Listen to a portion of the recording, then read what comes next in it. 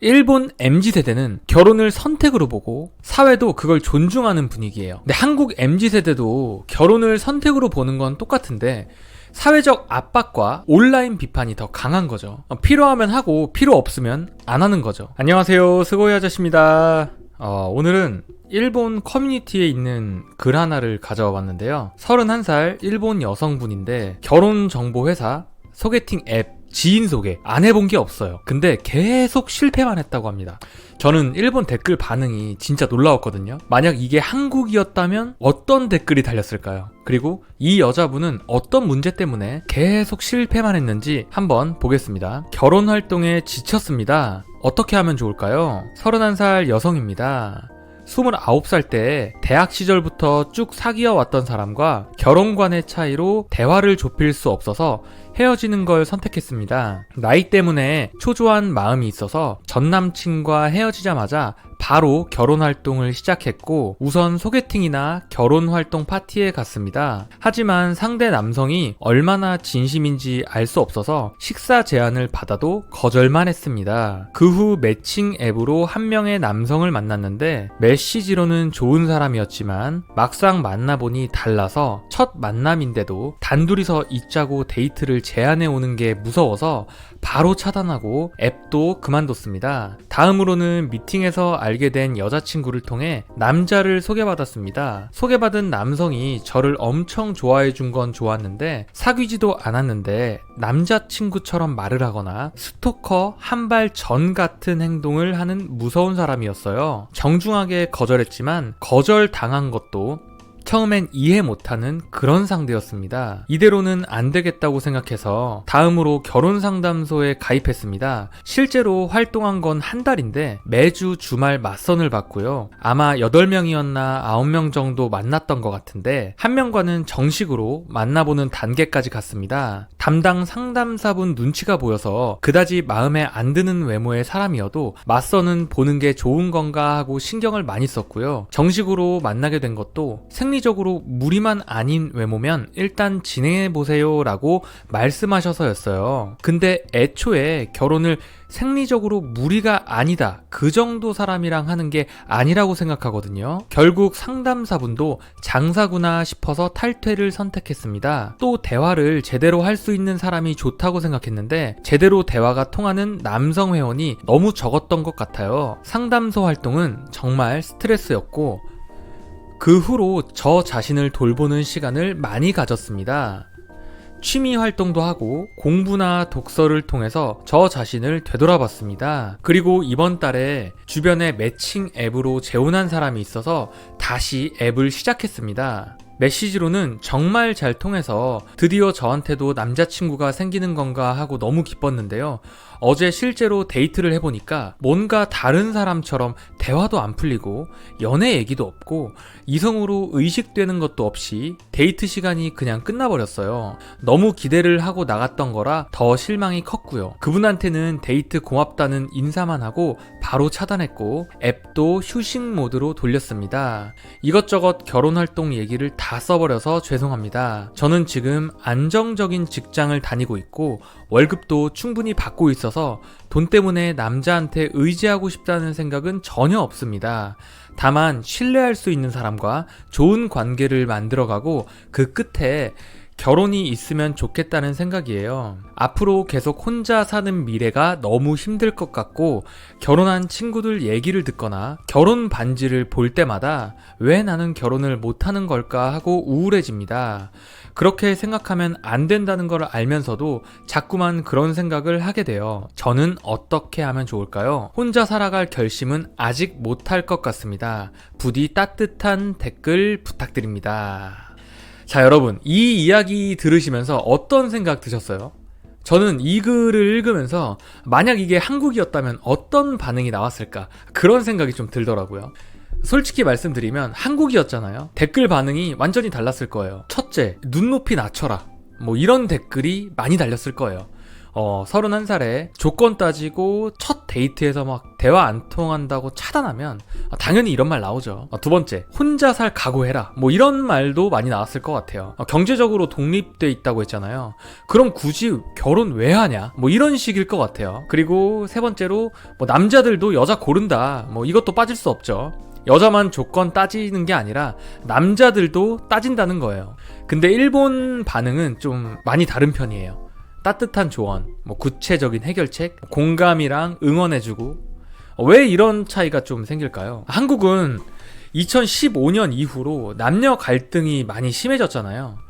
인터넷 커뮤니티에서는 서로를 적대시하는 문화가 좀 굳어져 버린 거예요. 남초 커뮤니티에서는 여자들이 조건 따진다고 공격하고, 여초 커뮤니티에서는 결혼 자체를 부정적으로 보는 경향이 좀 강해졌어요. 일본은 이런 극단적인 대립이 상대적으로 약해요. 2024년 동아시아 사회 갈등 지수 연구를 보면 한국의 젠더 갈등 지수가 일본보다 2.5배가 높아요. 정리하면 일본은 개인의 고민으로 접근을 좀 해주고, 한국은 남녀 대립 구도로 확대되는 거예요. 그러면 제가 첫 번째 댓글부터 한번 읽어보겠습니다. 결혼 활동이라는 측면에서 보자면 질문자님은 상대를 너무 빨리 포기해버리는 경향이 있는 것 같아요. 상대방이 진지한 마음인지 아닌지 잘 모르겠다면 몇 번이고 만나면서 그 진지함을 확인해가는 게 보통이라고 생각합니다. 그리고 결혼 활동 어드바이저가 생리적으로 도저히 안 받아들여지는 게 아니라면 일단 진행해보라고 말하는 이유가 뭘까요? 외모라든가 첫인상에서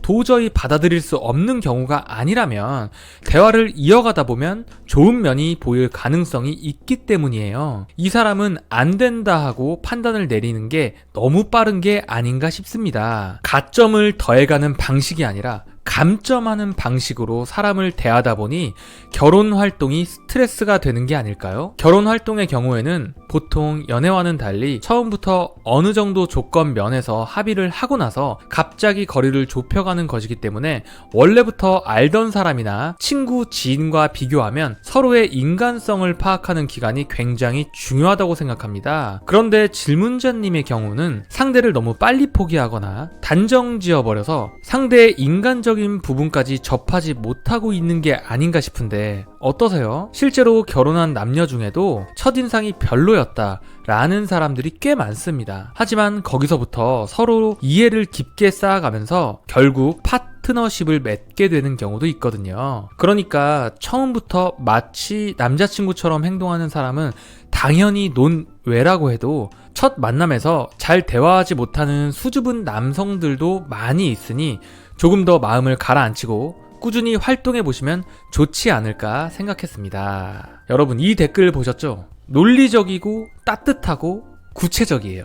가점 방식, 감점 방식, 이 프레임 좀 좋잖아요.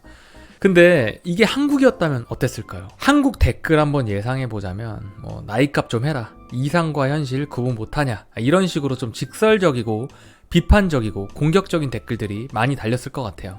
일본 댓글은 어떻게 하면 성공할 수 있을까? 이런 걸 고민해줘요. 왜 이런 차이가 생겼을까요? 한국은 온라인 문화가 굉장히 공격적으로 발전을 많이 했죠. 특히 익명성에서 보장되는 커뮤니티에서 상대방을 비난하고 우월감을 느끼는 문화가 자리를 잡았거든요. 일본도 익명 커뮤니티가 있지만 한국만큼 공격적이지가 않아요. 실제로 일본 결혼정보회사 오넷 2024년 조사 결과를 보면 성혼한 커플들의 평균 만남 횟수가 12.3회래요. 그러니까 한두 번 만나고 결정하는 게 아니라는 거죠. 이 일본 여성분은 8명에서 9명을 만나고 상담소를 그만뒀잖아요. 통계상으로는 이제 막 시작 단계인 거예요. 그런데 한국 MZ세대는 이런 통계적 사실보다 감정적 반응을 더 중요하게 봐요. 첫 데이트에서 대화 안 통하면 바로 차단하고 다음으로 넘어가는 거죠. 이게 효율적이라고 생각하지만 실제로는 기회를 날리는 거예요. 정리하자면 일본은 건설적인 피드백 문화고 한국은 비판적인 지적 문화인 거예요. 두 번째 댓글을 바로 한번 읽어볼게요. 거꾸로 생각해보면 옛날에는 예를 들어 부모님이나 조부모님 세대는 왜 대부분의 사람들이 결혼을 했을까요? 그렇게 좋은 인연만 많았을까요? 좋은 사람들만 있었을까요? 그럴 리 없죠. 단순히 상대를 고르는 것보다 더 중요한 게 있었던 겁니다.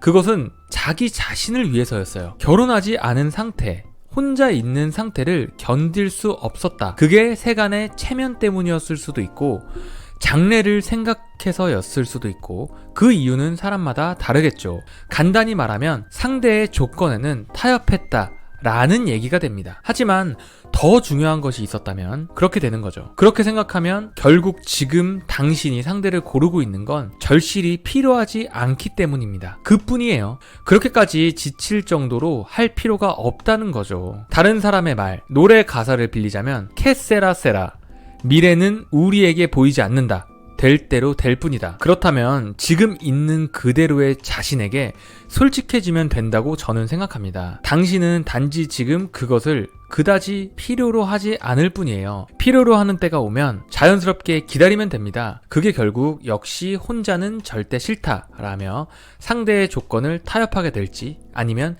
이 사람이 꼭 필요하다라고 느끼는 인연을 만나게 될지 혹은 또 다른 무엇일지 앞일은 누구도 알 수 없으니 모르는 거죠. 이 댓글은 철학적이면서도 현실적이게 또 남겨주셨네요. 옛날 세대에는 조건에 타협했다. 이 말이 핵심이죠. 그런데 말이죠. 일본 MZ세대는 결혼을 선택으로 보고 사회도 그걸 존중하는 분위기예요. 근데 한국 MZ세대도 결혼을 선택으로 보는 건 똑같은데 사회적 압박과 온라인 비판이 더 강한 거죠. 필요하면 하고 필요 없으면 안 하는 거죠. 그래서 일본의 50세 미혼율이 2024년 기준 남성 28.2%, 여성 17.8%예요. 10년 전보다 거의 2배 가까이 증가한 수치거든요. 근데 일본 사회는 이걸 개인의 선택으로 존중을 해요. 반면에 한국 MZ세대는 결혼을 투쟁의 대상으로 보는 경향이 있어요. 결혼 안 하는 게 잘못된 시스템에 대한 저항이다. 이런 식으로요. 2024년 통계청 자료도 보면 30대 여성 비혼율이 35.7%까지 올라왔어요. 10년 전보다 15% 가까이 증가한 수치죠. 근데 한국은 이걸 사회 문제로 봐요. 개인의 선택이 아니라 저출산, 인구 절벽, 국가 위기 이런 프레임이 씌워지는 거예요.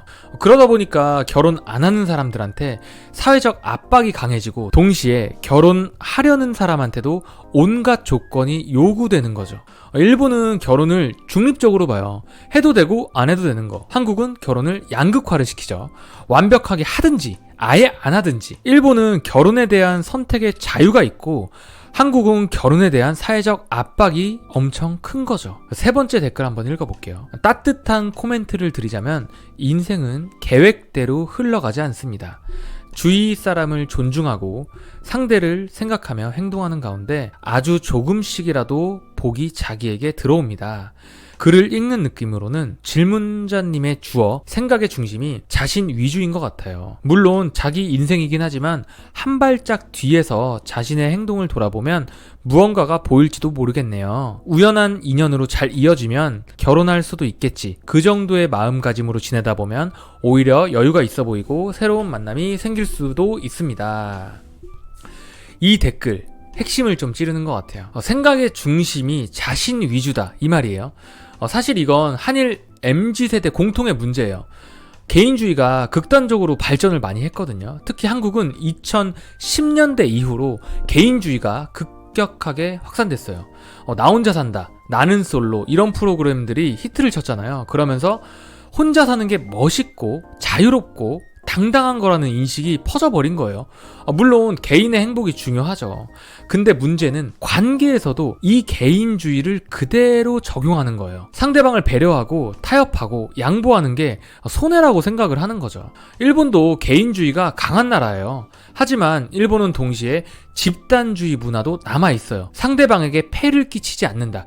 이게 기본 예절이거든요. 한국은 집단주의에서 개인주의로 너무 급격하게 변했어요.